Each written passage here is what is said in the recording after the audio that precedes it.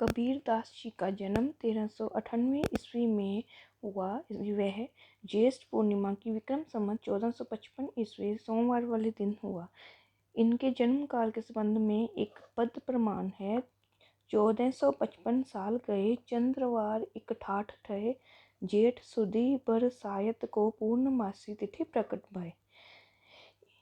कबीर जी का स्थान काशी, वाराणसी, बनारस में है। ये एक जो किंवदंती के अनुसार इनका जन्म एक विधवा ब्राह्मणी के गर्भ से हुआ। तब वह विधवा एक बच्चे को जन्म देकर काशी के लहर तारा नामक तालाब के किनारे छोड़ दिया था इनको। तो बाद में इनको एक जुलाहे नीरू व नीमा के द्वारा इनका पालन पोषण किया गया। इनके जो मृत्यु काल है वो 1518 ईस्वी में हुई। इनका मृत्यु स्थान मगहर है। ठीक है। इनके जो गुरु जी है वो स्वामी रामानंद जी हैं, और जो मुसलमान अनुयायी हैं उनके अनुसार इनके गुरु शेख तकी माने गए हैं। इनके पिता का नाम नीरू, माता का नाम नीमा, पत्नी लोई, पुत्र और पुत्री कमाल व कमाली है। इनकी पुत्री कमाली भी थी जो विदुषी कवित्री जिनको माना गया था। इनका जो काव्य भाषा है वो सिद्धुकरी है। कबीर जी ने अपनी रचनाओं में राजस्थानी, पंजाबी, खड़ी बोली आदि पंचमेल भाषा का प्रयोग किया है। तो पंचमेल भाषा, इसलिए इनकी भाषा को सिद्धुकरी भाषा कहा जाता है। कबीर की भाषा का ये नाम सर्वप्रथम जो है आचार्य रामचंद्र शुक्ल द्वारा दिया गया। सिद्धुकरी भाषा किनके द्वारा? रामचंद्र शुक्ल। और जो डॉक्टर श्याम सुंदर दास है उन्होंने कबीर जी की भाषा को पंचमेल खिशरी भाषा कहा है। इनकी जो प्रमुख रचनाएं हैं, सबसे पहले हम यह देख लेते हैं। अगाध मंगल, अनुराग सागर, अपर मूल,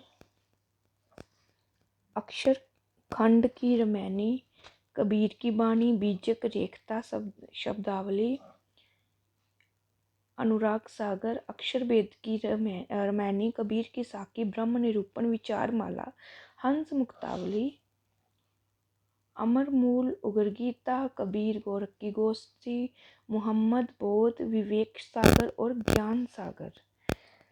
कबीरदास जी को अक्षर का ज्ञान नहीं था। उनके लिए जो काला अक्षर है वो भैंस बराबर था। इन्होंने स्वयं क्या लिखा? इन्होंने लिखा है मसी कागज शोर नहीं, कलम ग्रह नहीं हाथ, चरियो युग को महात्म मुखी जनाई बात। अभी इनके जो रचना संकलन है उनको देखते हैं। कबीरदास द्वारा रचित मुख्य रचनाओं का संकलन उनके परम जो शिष्य थे उनके धर्मदास ने 1464 ईस्वी में बीजक के नाम से किया था। ठीक है। जो बीजक जो काव्य ग्रंथ था किसका था? धर्मदास, जो कबीर जी के जो है शिष्य थे। तो इसके 3 भाग थे। जैसे, क्योंकि ये क्वेश्चन आता भी है, बीजक में कितने भाग हैं? साखी, शब्द और रमैनी। साखी, शब्द, रमैनी। साखी क्या है? साखी में क्या है? दोहे और साखियाँ। जो कबीर जी की दोहे और साखियाँ हैं, और इन्हें जो है सांप्रदायिक शिक्षा और सिद्धांत के उपदेश है। इसमें भाषा इसकी सिद्धुकरी है और 59 अंगों में इनको विभाजित किया है। प्रथम अंग है गुरुदेव को अंग, और अंतिम है अभिहर को अंग। शब्द में इनको जो पद हैं उनको शामिल किया गया है। इसकी भाषा ब्रिज या पूर्वी बोली है। इस भाग में कबीर के माया संबंधी विचारों को अभिव्यक्ति हुई है। रमैनी में क्या है? राम भक्ति संबंधी जो पद और चौपाइयाँ रमैनी में है। इसकी भाषा ब्रज व पूर्वी बोली है। रमैनी को ईश्वर संबंधी विचारों, श्री रचना संबंधी विचारों तथा मानवीय आत्मा का उद्धार संबंधी विचारों का संकलन है। अभी कबीर के काव्य की विशेषताएं क्या क्या हैं? विशेषताएं: कण कण में ईश्वर की व्याप्ति, विरह की व्याकुलता है इनके काव्य में। वह कहते हैं कि जो ईश्वर है वो कण कण में है, जो हमारी सृष्टि है उसके कण कण में ईश्वर है। विरह की व्याकुलता है, मूर्ति पूजा का विरोध किया इन्होंने। जैसे इन्होंने कहा है पाहन पूजे हरि मिले, तो मैं पूजू पहाड़, ताते यह जाकी बलि पीस खाए संसार। धार्मिक आडंबरों का विरोध किया इन्होंने। जो धार्मिक आडंबर है, आत्मा पर महात्मा का एक तब प्रतिपादन किया है। अहिंसा का संदेश कि हमें हिंसा नहीं करनी, लड़ाई झगड़ा नहीं करना, अहिंसा से रहना है, शांति से रहना है। इन्होंने गुरु का महत्व बताया है कि गुरु गोविंद दोऊ करे, काके लागू पाए, बलिहारी गुरु अपने जिन गोविंदियो बताए। नारी की निंदा, इन्होंने नारी की निंदा की है। नारी की झाई परत अंधा होत भुजंग, यानी कि नारी की झाई परत जो भुजंग है, जो सांप है, वो भी अंधा हो जाता है। कबीरा तिनकी कौन गति, नित नारी के संग। अवतारवाद का खंडन, इन्होंने अवतारवाद का खंडन किया है। माया की भ्रत्सना है इनकी काव्य की विशेषता। निर्गुण निराकार ब्रह्मा की उपासना, निर्गुण निराकार ब्रह्मा की उपासना। रहस्यवाद, जो कबीर जी है वो रहस्यवादी कवि हैं। पुस्तकीय ज्ञान का परिहास, उन्होंने पुस्तक के ज्ञान को उन्होंने बोला है कि ज्ञान पुस्तक तक ही सीमित नहीं है, हमें हमेशा हर जगह से ज्ञान प्राप्त होता है। जैसे पोथी पर जग मुआ, पंडित बयाना कोय, अके आखर प्रेम का परे सो पंडित होए। ब्रह्मा की सौंदर्य भावना, ब्रह्मा इस कण में हर जगह विद्यमान है। जैसे लाली मेरे लाल की, जित देखूं तित लाल, लाली देखन मैं गई, मैं भी हो गई लाल। बौद्धों के महायान का प्रभाव, क्षणिकवादी, ये क्षणिकवादी कवि थे।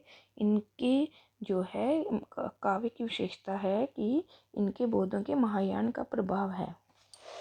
नेक्स्ट है सदाचार की शिक्षा। सदाचार की शिक्षा, जो कबीर जी है वो हमेशा सदाचार की शिक्षा देते हैं। ईश्वर के प्रति अनन्य भाव, रूपात्मक प्रतीकों का प्रयोग, इनके काव्य में कई तरह के प्रतीकों का प्रयोग हुआ है। अभी जो आचार्य रामचंद्र शुक्ल हैं, उनके अनुसार कबीर तथा अन्य निर्गुणपंथी संतन द्वारा अनंत साधना में रागिकता, भक्ति और ध्यान का योग तो हुआ, पर कर्म की दशा वही रही जो नागपंथियों के यहाँ थी।